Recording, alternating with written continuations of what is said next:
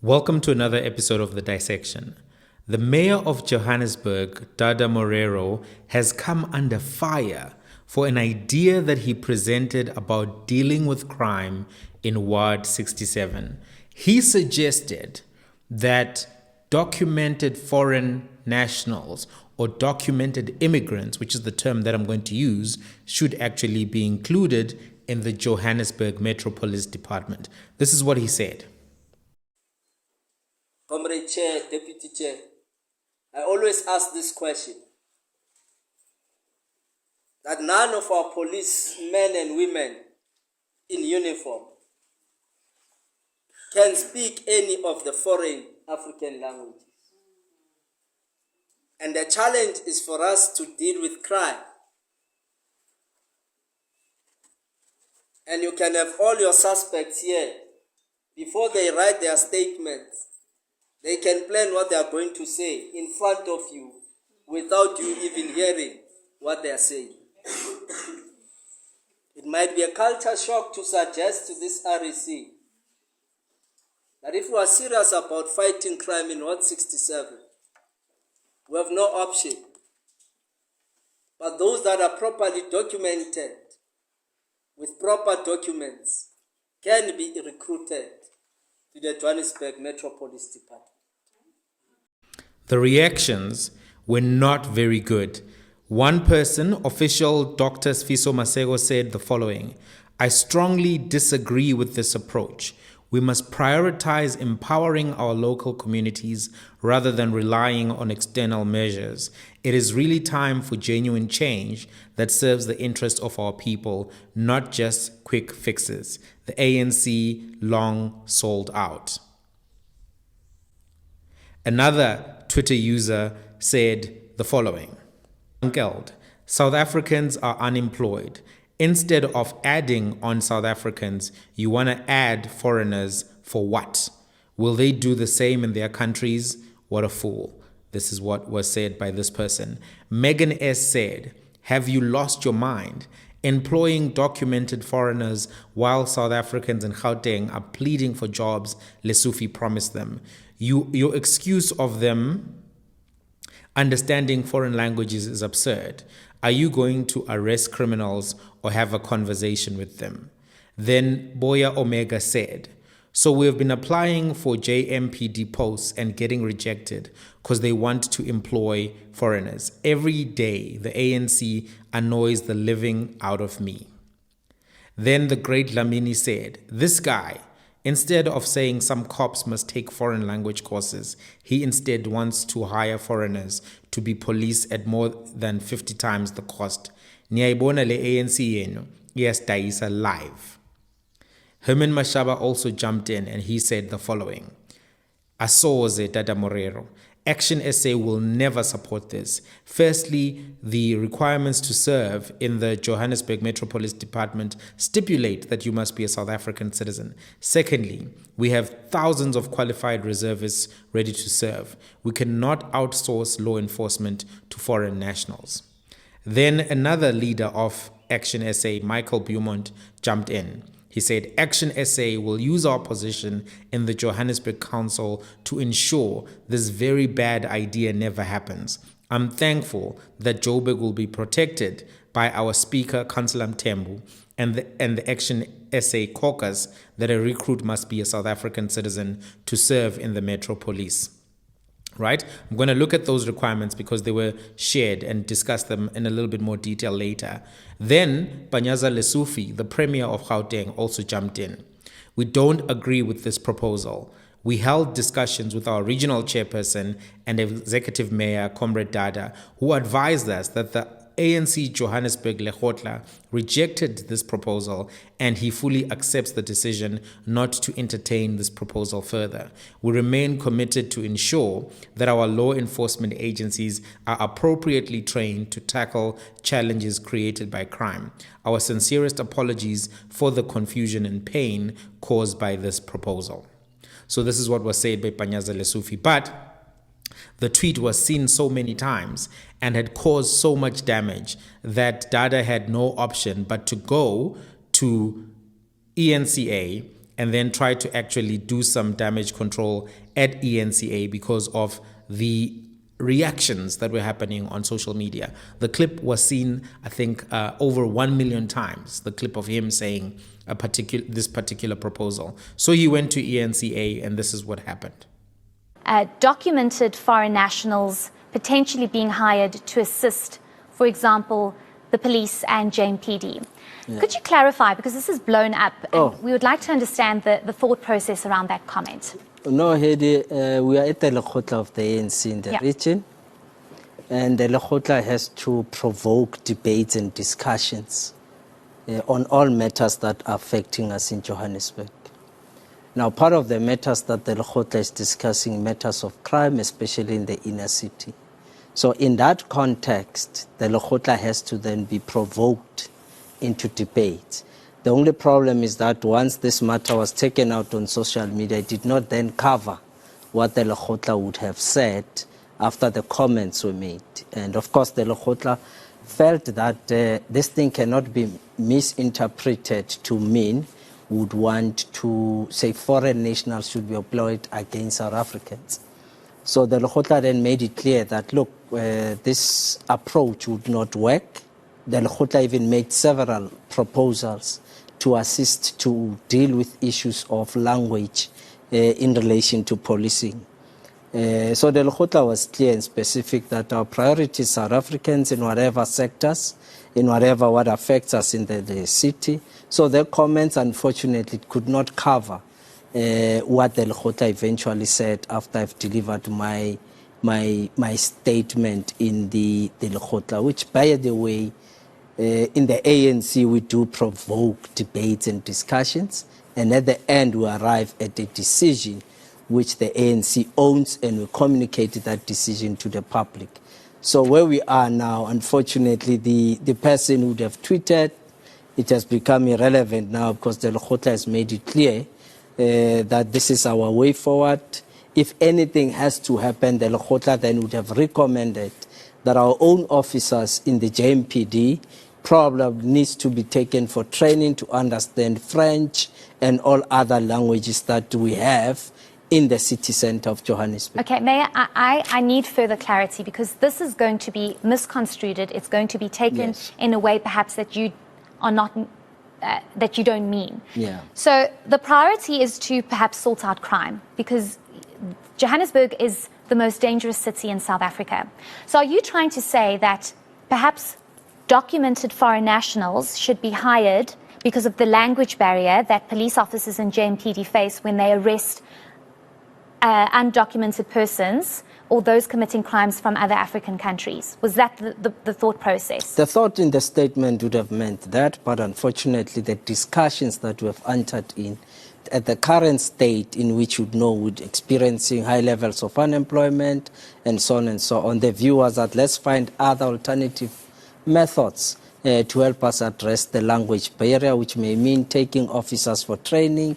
It may mean that at certain instances, as the courts already do, have interpreters to help us to deal with some of the matters. You know, in the courts, a case can prolong because we still have to go through a process of procuring somebody who understands French or any other language, whether it's Ndebele or Shona, which cannot be understood by South African courts, and they will then procure. So the similar process, the Lekgotla would have said, perhaps let's look at those as options, as opposed to probably having a few in the system who are able to speak those languages. So was that decision parked? That's not something that you've adopted or said, okay, let's look into this. You've decided to say, actually, South Africans being hired are the priority. No, that's what the Lekgotla said, and the Lekgotla is specific, and we are not thinking two ways for now. But why would you make that suggestion, Mr. Morero, in the first place? Well, I think perhaps I should have made the suggestion in a normal environment or in a normal society.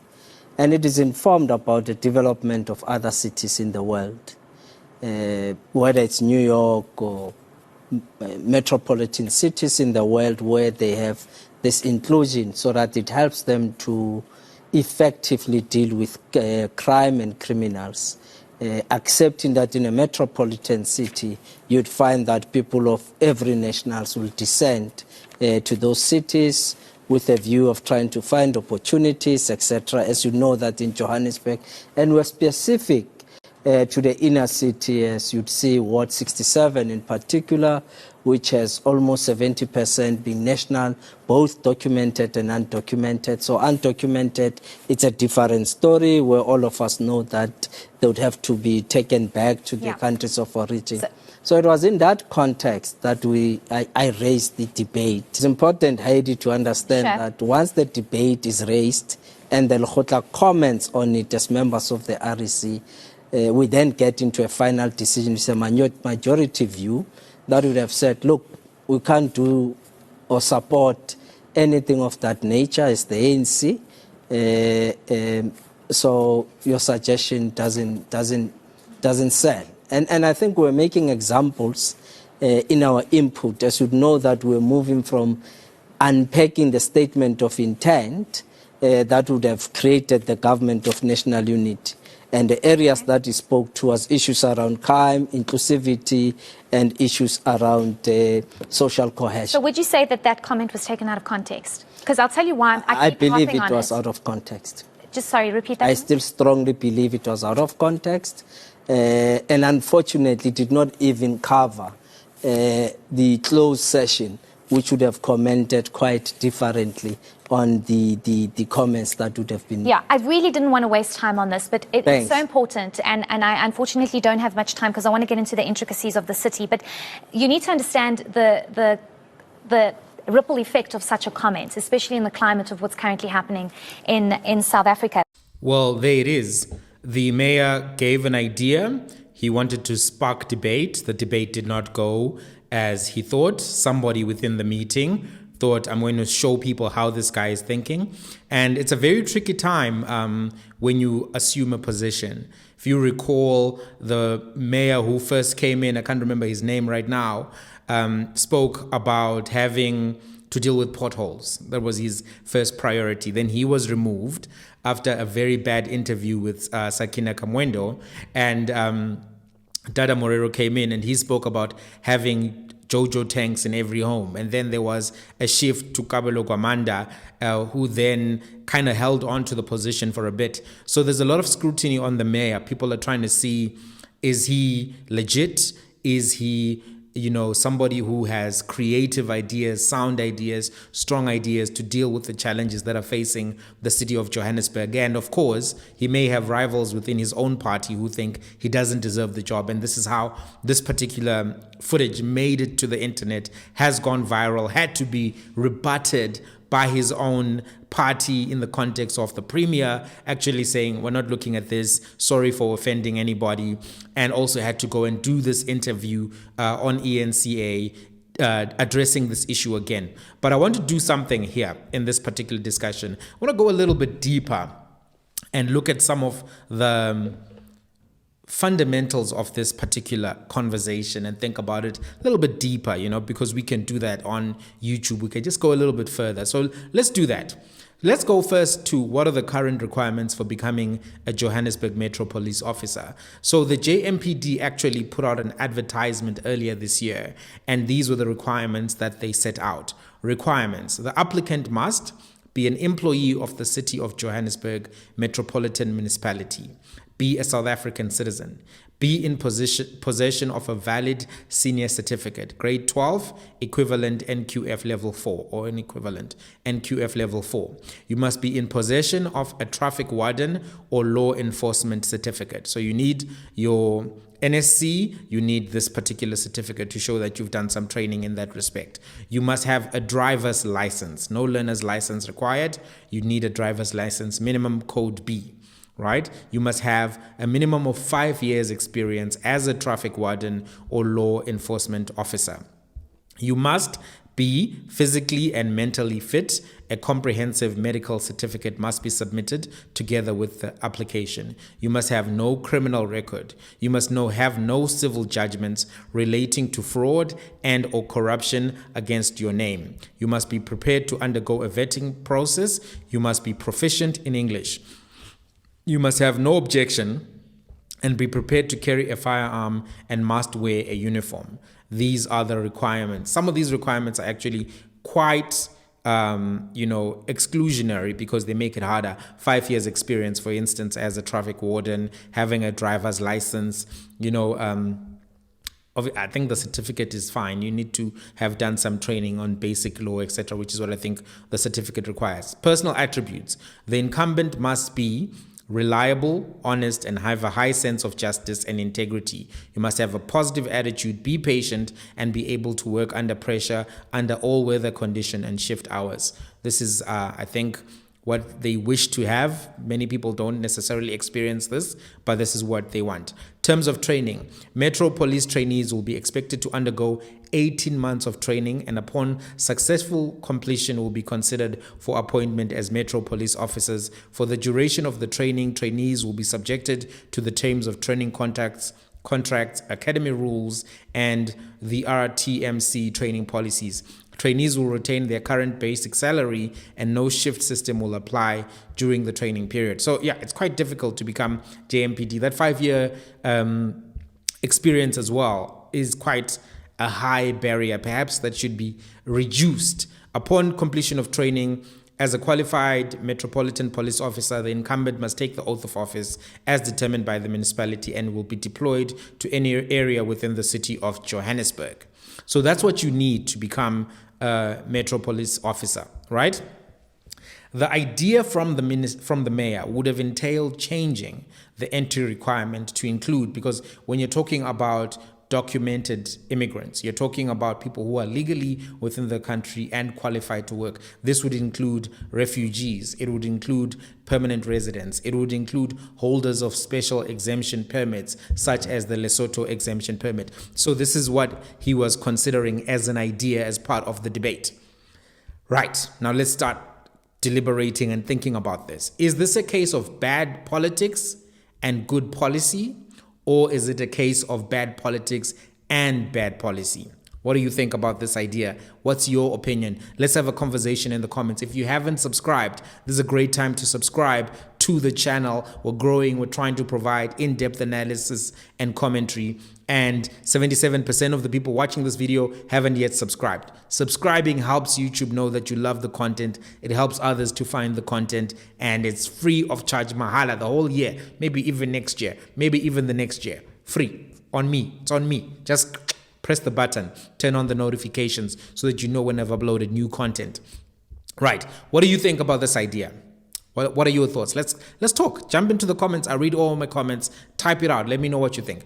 Look, the ANC from its response is clearly concerned about being seen to be doing anything associated with immigrants.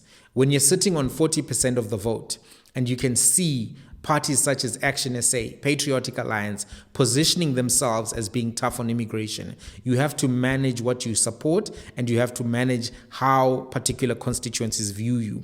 ANC is very nervous about the next elections. Local government elections in particular are coming up in 2026. So you can see why there was this rush to fix this issue or to fix the communication around this issue so that there wouldn't be later on, attacks on the mayor, maybe even loss of support in local government elections, right? There's a recognition by the party of hostility that exists towards immigrants in South Africa and the concerns that are being raised by different groups of people. I mean, the Chidima Miss South Africa debacle demonstrated how heated the topic of immigration can be, particularly as it relates to African immigrants. Many issues were raised in that debate, in that discussion, which are ongoing up to now. So it's a very sensitive and delicate area, and I think based on what they saw the comments were being on social media, they decided that something had to be done. The counter suggestion was that more translators should be hired to work in police stations, or that police officers should be trained in these languages such as Shona, Portuguese, and French, right? Now, we have to examine a little bit further whether this is even worth doing, right? And looking at the data. From Statistics South Africa, we know that the number of immigrants living in South Africa has gone up from 1 million in 2001 to 2.4 million, and this is the latest census data, right, in 2022. right? According to Stats South Africa, the top sending countries to South Africa are Zimbabwe, Mozambique, Lesotho, Malawi, and the United Kingdom. If you look at the data, I'm going to put the slide up right here, right?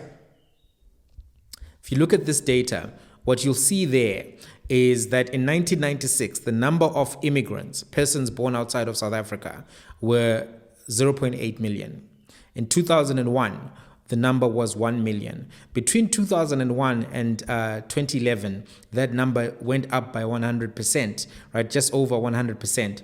What happened at that time was that Zimbabwe basically collapsed under the Robert Mugabe regime. The dictatorship was getting very brutal, very repressive, and rigging elections. A lot happened in 2002, 2008, which led to this mass exodus. And as you can see from the graph, this is what contributed to it. It looks like it stabilized somewhat between 2011, 2022. There are some people who say that these numbers are lower than they should be. That's a debate for another day because some people are still contesting Stats SA results. Look at the slide here. You can see that in 2011, 38.1% of the immigrants in South Africa were from Zimbabwe. That number has gone up to 45.5%, almost half. In 2011, 22% were from Mozambique. That number has gone down to 18.7%. You can see at number 3, that's Lesotho there, 9% in 2011, going up to 10.2% in 2022. Then you've got Malawi, 4.9% in 2011, going up to 8% in 2022. The UK coming in at number 5 in 2011, 4.1%, and then going down to just 2.8%, about 3%. So most of the immigrants are coming from these 5 countries. Nigeria doesn't feature as much, although they do feature in the conversation much more. A lot of people don't expect to see that the UK is actually quite a large sending country to South Africa. They really have been for a long time. The colonial history is still showing up even in this immigration number here. So lots of UK. You'll also find lots of Germany. They are in the top 10 as well as a sending country to South Africa, right? From a language perspective, so clearly there are some issues around the numbers. And when I say issues in terms of there are going to be large communities with large populations of immigrants in Johannesburg, in Cape Town, in the Western Cape. From a language perspective, according to Stats South Africa, only 2.1% of the population speak other languages. From this perspective, changing police entry requirements would be overkill, overdoing it, simply to deal with this language issue of 2.1%. What about the crime data? What does the crime data say, right? He was speaking a lot about Ward 67 and, dealing with the issues of crime in Ward 67. Ward 67 includes parts of Parktown, Houghton, and Yeoville. Right, wards which are close to Ward 67 is Ward 64, which includes Berea, Hillbrow, which is commonly discussed when you're talking about immigration in Johannesburg, falls into Ward 62 and Ward 63.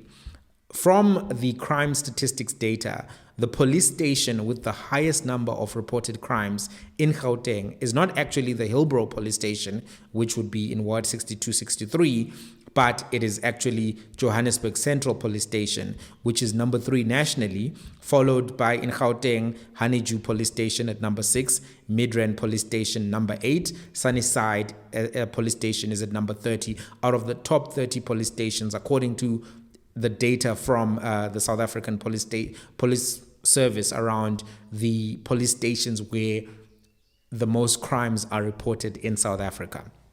Right. So the police station in Ward 67 is not the main police station to focus on from the data in terms of mitigation of crime, improving particular issues. The one that is important is Central Police Station, which serves Ward 124. It is true, and this is a caveat to what I just said, it's true that some wards have high numbers of immigrant communities in Johannesburg. Hillbrow, Yeoville, Berea are areas with large numbers of migrant communities. If you look at Wazi Map, right, which is a tool that was created to look at the demographics of particular wards, etc., the population in Ward 67 who were born in South Africa is 50%. So 50% of the population born in South Africa, right?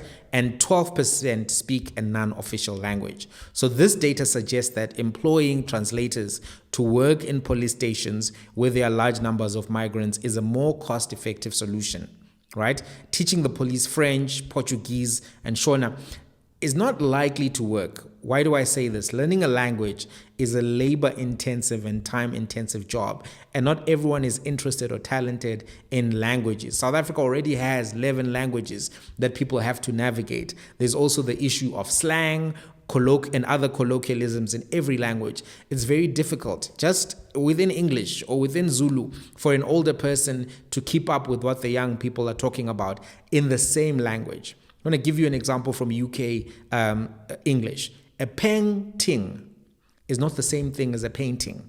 A painting is not the same thing as a painting. Now imagine trying to keep up with the whole other language and all of its slang from Mozambique, from, that's Portuguese, French, and also Shona. To be able to keep up with that would be very difficult. Maybe what can be done is a basic course for those working in those particular police stations so that they have words that they can watch out for when people are discussing particular things, particularly before they've been arrested or they're taking affidavits, etc. Or just simply have a ban on conversation in non-South African languages in police stations for those who are filling affidavits, those who've been arrested, so that the police can stay aware. The issue that was identified by Dada Morero around people being able just to speak in Portuguese in front of police officers and then plot a plan or come up with a conspiracy or come up with an alibi or say whatever, just, if let's assume you don't know Zulu, right? And I say, no, umtshela ukuthi besonke la, meaning tell him that we were together, or umtshela ukuthi phone uyishiye endlini, or something to that effect. If the police officer doesn't know Zulu, he's out, right? And the last sentence I said was, tell him that you left the phone at home. Anything to that effect, right? If there's a language barrier, then the police are not going to be able to do part of their job. And it may be relevant in instances where they are trying to get honest information onto an affidavit and such. And sometimes people pretend to be helping people get affidavits filled in, but they are coaching them. So the issue is not totally irrelevant, right? It's part of something that matters and something that should be addressed. But it can be addressed in other ways which are less drastic and will have less opposition. So there are other ways to solve the problem. And there are some bigger questions that do remain. Here are the bigger questions that remain. And I want to find out from you, what do you think about these bigger questions? Number one, how do we increase the number of police? A lot of requirements to become a police officer, not just a metro police officer, just a general police officer, right? Barriers to entry. I think even tattoos, you can't have tattoos if you want to be a cop, things like that. So there's a question around how do we increase the number of police, because you do need to have more policing. It's a large population, low numbers of police, and that contributes to high numbers of crimes, particularly in criminal hotspots. Number two, how do we increase the number of investigators? Makashule Ghana, a member of parliament from Rise Mzansi, asked the Minister of Police how many detectives there are in the police force, how many vacancies exist, and also how many detectives are leaving. The answer that he was given is that there are currently 22,413 police officers who are at the detective level, and there are 8,594 vacancies. In addition, 527 detectives voluntarily left the police force to go to other jobs. So this is relevant and something that is significant, and I'm going to let him articulate why he was concerned about this and what the issues are that arise from this. So let's listen to Makashule Ghana and why he was concerned about this, the issues that arise. The shortage of detectives at the station level should worry all South Africans. So the response that the minister gave, that there are 8,594 vacancies that remains open for detectives, should be a big concern for all of us, considering that we've got a high crime rate in the country and that many cases go unsolved. And even the detectives that are in the employ of South African Police Service, they are overwhelmed by the number of cases that they have to attend to. The response of the minister also indicates that on average, 50 detectives do leave the employ of the South African Police Services in pursuing other opportunities, mostly in the private sector, which in itself it's a big worry. So the other response that it gives is that the high number of detectives, insofar as the shortage or the vacancies, it's in KZN, followed by the Western Cape and the Eastern Cape. These are crime hotspots, and we urge the minister and also the Commissioner of Police, General Masimula and General Sbiya, to ensure that there's a plan to fill these positions. There has to be a training plan, there has to be a recruitment plan, so that we can keep South Africans safe. As South Africans, we are not safe, and the funds should be used to have detectives at the station level and not fund the protection of politicians through the VIP protection.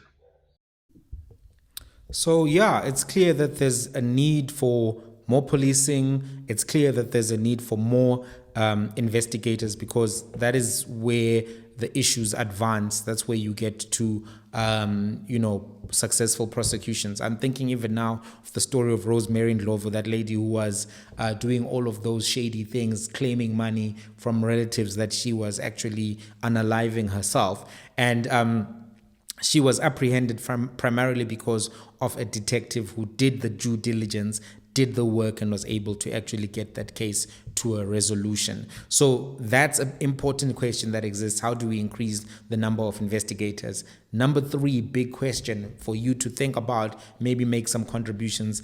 How will migration trends be addressed in Africa? Migration trends are leading to some of these confrontations, some of these clashes.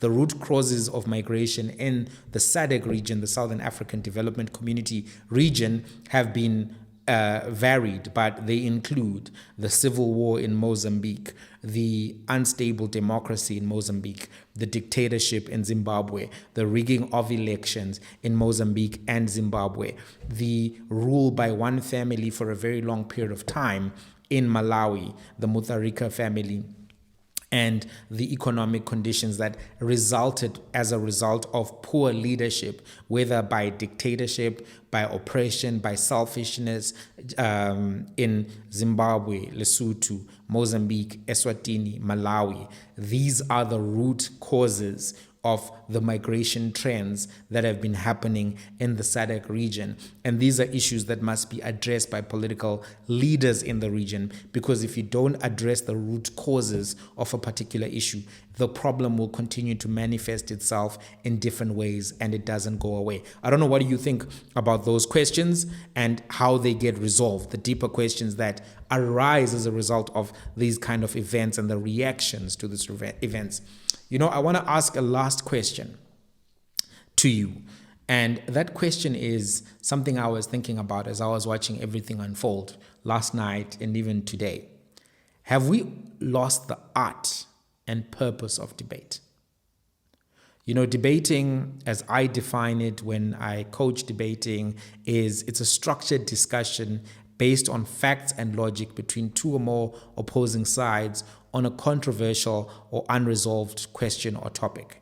The purpose of debate and discourse is to understand a problem, an event, or a trend, is to think about what's true, what's false, is to consider different strategies, tactics for solving particular problems that have been identified. The purpose is to develop knowledge, to develop solutions. It's part of epistemological analysis. Epistemological analysis is a critical examination of the nature, sources, and limits of knowledge. It's a central aspect of epistemology, a branch of philosophy that investigates what knowledge is, how it is acquired, and the justification for beliefs. And when you have different types of debates, looking at the nature of knowledge, propositional knowledge, looking at procedural knowledge, knowledge by acquaintance, looking at justification and sources. A significant part of epistemological analysis is on the justification of beliefs, exploring how beliefs can be justified through various means, such as empirical knowledge, such as rational thought, such as testimony. The analysis also addresses limitations of human knowledge, looking at how can we know what's true, how can we know what to do, looking through conceptual analysis, looking at counterexamples, right, to try to identify necessary and sufficient conditions for knowledge, to try to refine thought.